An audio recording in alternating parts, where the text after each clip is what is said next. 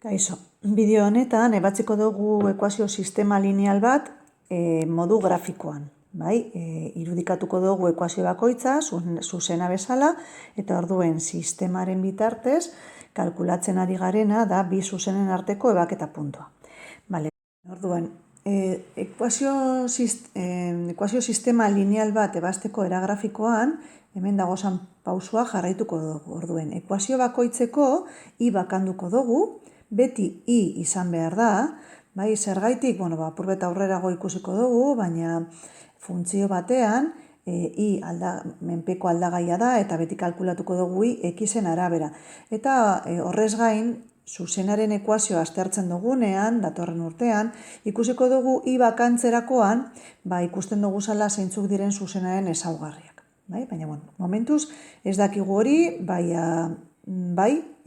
ikasi behar duguna da, i beti bakandu behar dela, zuzen bat grafikoki irudikatu nahi dugunean. Horren ostean, zuzen bat irudikatzeko behar duguna dira puntuak. Orduen, nahikoa dira bi punto zuzen bat irudikatzeko.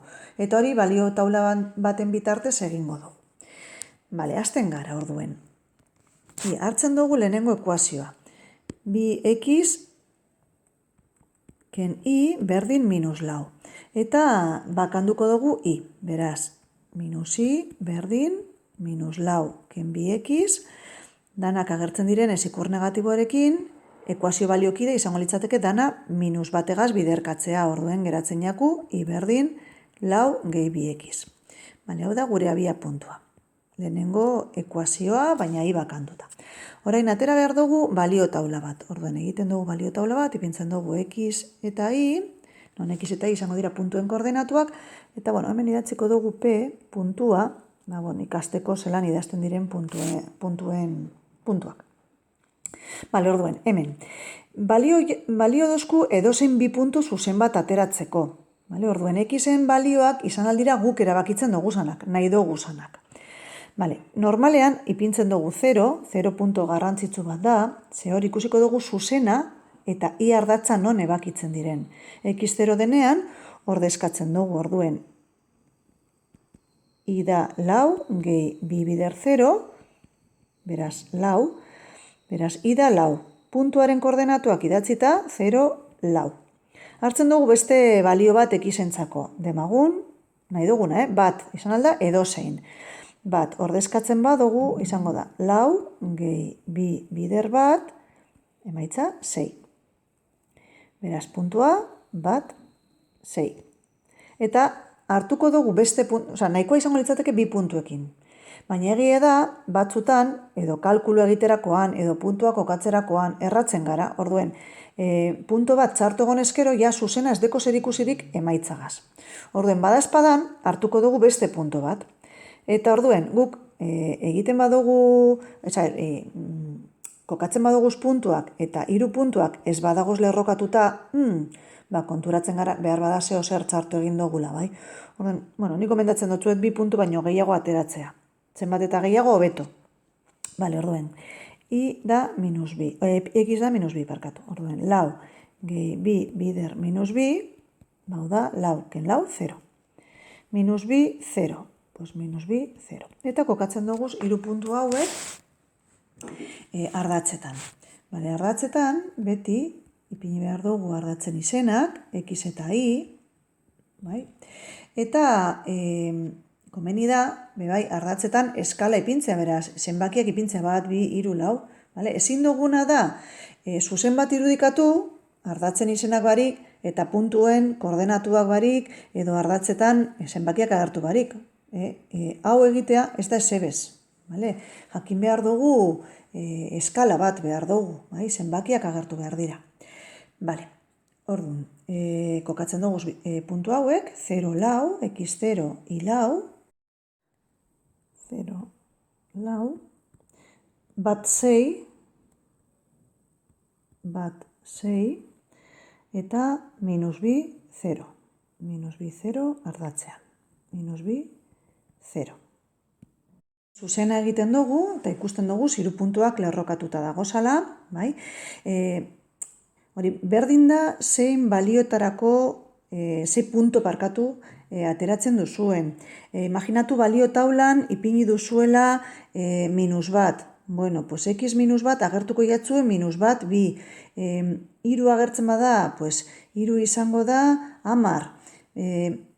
Berdin da ze puntuekin lortzen duzuen zuzena. Puntu guztiek dago zuzen berdinean.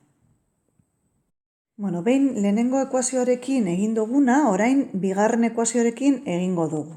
Egingo beste kolore batekin apurbete desberdintasuna ikusteko. Orduan hartzen dugu bigarren ekuazioa eta esan dugu lehenengo pausua zala ekuazio bakoitzetik i bakantzea.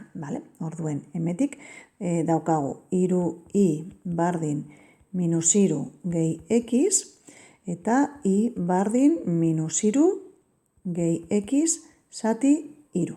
Beraz, bestera batera ipini aldugu i dala minus iru zati iru minus bat gehi x zati iru. Hau da, i bakanduta. Orain kalkulatu behar duguz puntuak. X-i balio taula egiten dugu eta ipiniko dugu lehen bezala, puntuak ordenatuak idazteko. Eta asmatzen dugu x-entzako balioak. Beti errezena dalako eta puntu garrantzitsu bat lortzen dalako, x0. Ordezkatzen badugu, izango da minus bat gehi 0 zati iru minus bat. Orduen, minus bat. Puntua da 0 minus bat. Kokatzen dugu, 0 minus bat, hemen dago. 0 minus bat. Beste bat. Demagun hemen hartzen dugula bost. Eta dinogu. I dala. Minus bat, gehi bost zati iru. Hau puntua be existitzen da.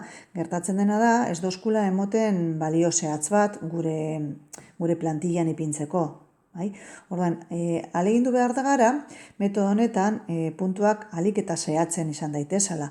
Orduen, kasu honetan interesatzen jakuna da x-en balioa, iruren multiploa izatea, zenbaki hau x eren, zenbaki oso bat izateko. Orduen, pentsetan dugu iruren multiploak, adibidez, x iru. Orduan, izango litzateke. Minus bat gehi iru zati iru, dala bat, minus bat gehi bat, 0. Beraz, iru, 0 puntua. Iru, 0, hau da. Iru, 0. Eta beste bat aterako dugu, badazpadan, adibidez 6, eta izango litzateke, minus bat gehi 6 zati iru, dala bi, biken bat, bat. Eta kokatzen dugu, 6, bat. Hementzen. Zuzena egiten dugu. Ikusten dugu, bi zuzenak ebakitzen direla puntu honetan. Puntu horren koordenatuak dira minus iru, minus bi. Bi zuzenen arteko ebaketa puntua da sistemaren emaitza.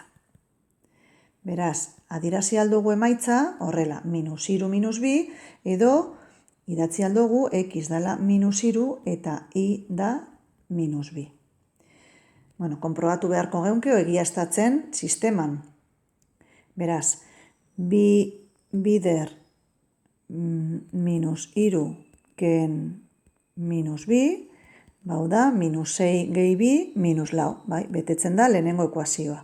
Eta bigarren ekuazioan ordezkatuz, minus iru gehi iru bider minus bi, izango zen, iru ken 6 minus iru.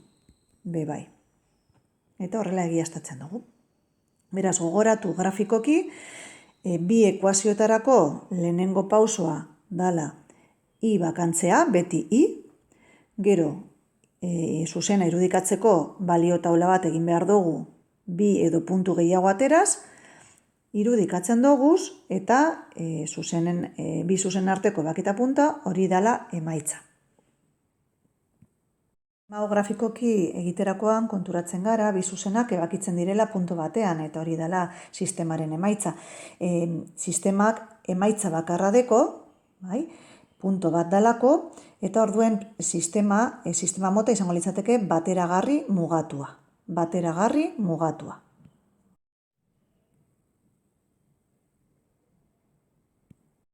Errepikatuko dugu metodo hau sistema honekin. Lehenengo ekuazioarentzako, i bakanduko dugu eta balio bat taula bat aterako dugu. Orduen, lehenengo ekuazioarentzako 2x ken i berdin 8 bakantzen dugu i, bai? M minus i berdin 8 ken 2x positibo izateko i biderkatzen dugu bider minus bategaz, beraz aldatzen dugu ikurra guztiei, eta ateratzen dugu puntuak. Vale? Bueno, hemen ikusten duzuenez, lau puntu atera dodaz, ordezkatu dodanean 0 funtzioan, agertzen jata minus 8. 0 minus 8 izango da punto bat ez jatan asartzen. Bai, beraz, ateratzen dut beste bat. Vale? Bueno, irudikatuko dugu, irudikatzen dugu, eta urrengo ekuazioarekin gauza bera. Bakantzen dugu eta ordezkatzen dugu, nahi dugu zan puntuetan. Puntuak ez dira izan behar bardinak. Vale? Kasu honetan, ordezkatu dut bat 2, 3, baina edozein balio izan alda, ez dira izan behar bardinak. Ez dira zetan izan behar. Irudikatzen dugu bi zuzenak, eta ikusten dugu bi zuzenak paraleloak direla. Beraz, bi zuzen paraleloak direnean, ez dira ebakitzen, ez deko soluziorik. Sistemak ez deko soluziorik. Ez daukan ez soluziorik, sistema batera ezina da. Sistema batera ezina, soluziorik ez dekolako. Batera ezina. Soluzio gabe. Soluzio gabe, eta hau gertatzen da, bi zuzenak paraleloak direnean.